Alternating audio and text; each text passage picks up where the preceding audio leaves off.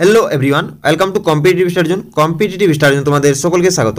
आज 17 नवम्बर 2024 तो 17 नवम्बर 2024 কারেন্ট অ্যাফেয়ার্সের কতগুলি গুরুত্বপূর্ণ প্রশ্ন উত্তর এই ভিডিওটিতে আলোচনা করব এবং প্রতিটি প্রশ্নের উত্তরের সাথে সাথে যে কয়েকটি বিষয় তোমাদের মনে রাখতে হবে সেই সমস্ত বিষয় নিয়েও আলোচনা করব।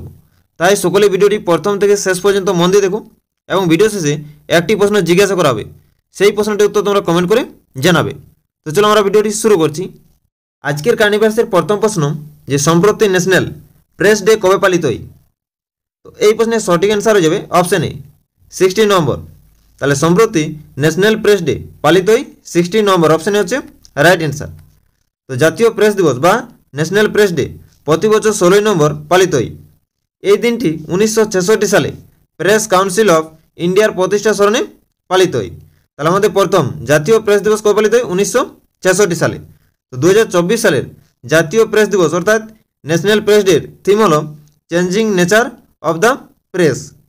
বিশ্ব প্রেস ফ্রিডম ডে প্রতি বছর 3 মে পালিত হয়। বিশ্ব প্রেস ফ্রিডম ইন্ডেক্স 2024 ভারতের স্থান হচ্ছে 159তম এবং শীর্ষে রয়েছেন নরওয়ে। তো এরপর আমরা নভেম্বর মাসের কয়েকটি গুরুত্বপূর্ণ দিবস সম্পর্কে আলোচনা করব। 3 নভেম্বর পালিত হয় বিশ্ব জেলিফিশ দিবস হিসেবে। 7 নভেম্বর পালিত হয় জাতীয় ক্যান্সার সচেতনতা দিবস হিসেবে। 8 নভেম্বর পালিত হয় রেডিওগ্রাফি দিবস হিসেবে।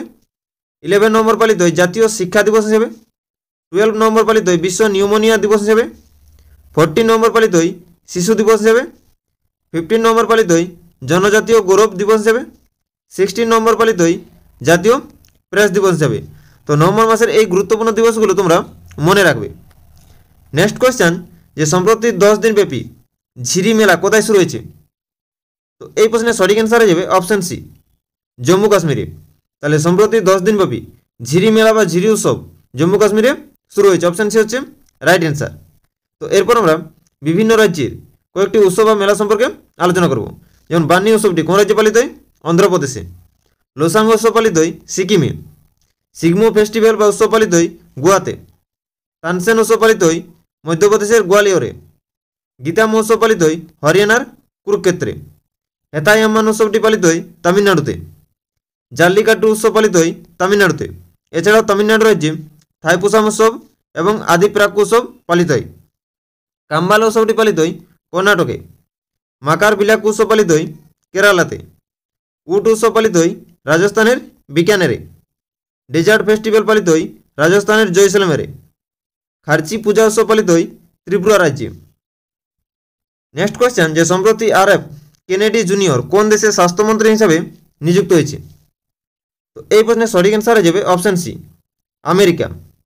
তাহলে RF কেনেডি জুনিয়র আমেরিকার স্বাস্থ্যমন্ত্রী হিসাবে নিযুক্ত হয়েছে, অপশন সি হচ্ছে রাইট অ্যান্সার।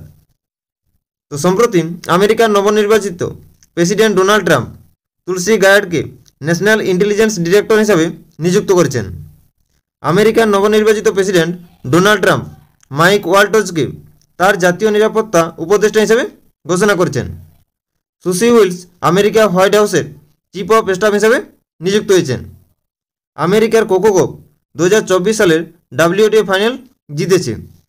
এশিয়া পাওয়ার সূচকে শীর্ষে রয়েছে আমেরিকা।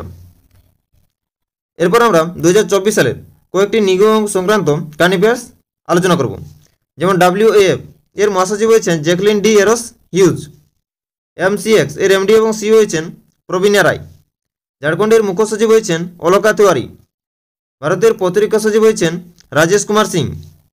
পাঞ্জাব ন্যাশনাল ব্যাংকের MD এবং CEO হয়েছেন অশোক চন্দ্র। NDMC এর চেয়ারম্যান হয়েছেন কেশব চন্দ্র। ICC অ্যান্টি কারাপশন ইউনিট এর চেয়ারম্যান হয়েছেন সুমাতি ধর্মবর্ধন।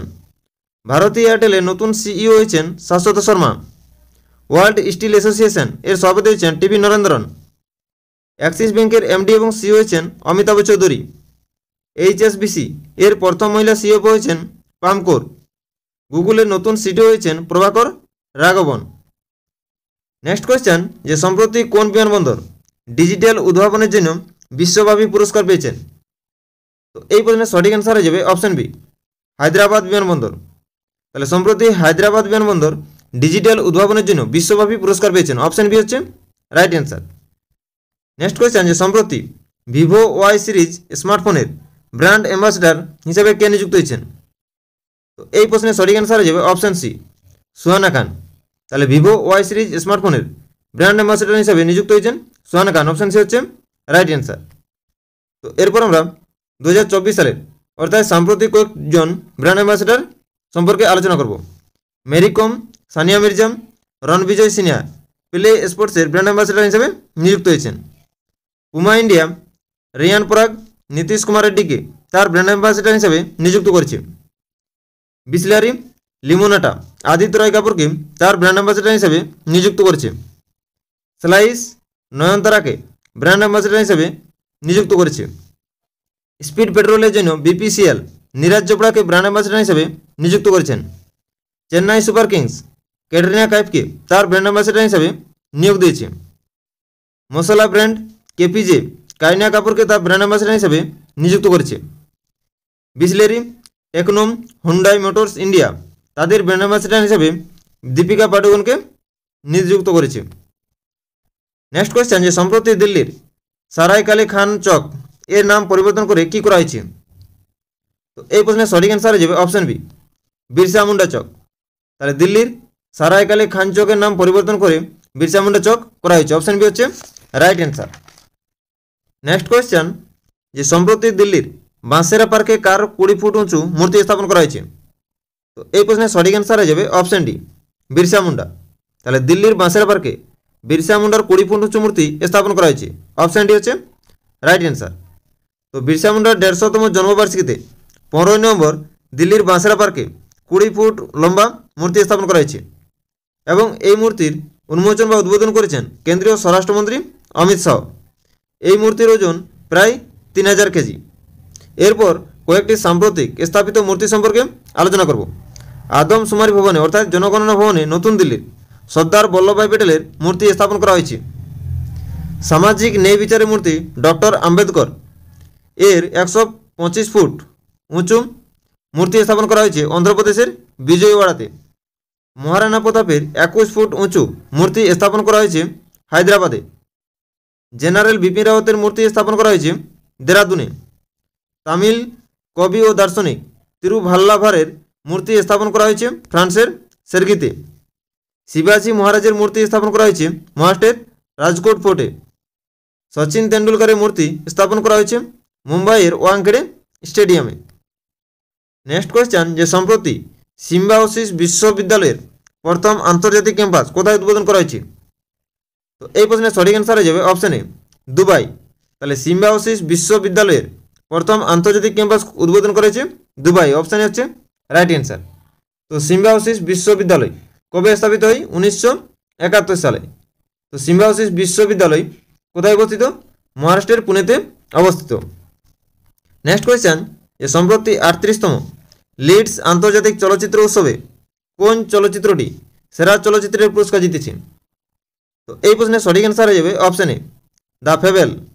তাহলে 38তম লিডস আন্তর্জাতিক চলচ্চিত্র উৎসবে দ্য ফেবেল চলচ্চিত্রটি সেরা চলচ্চিত্রের পুরস্কার জিতেছে। অপশন হচ্ছে রাইট অ্যান্সার।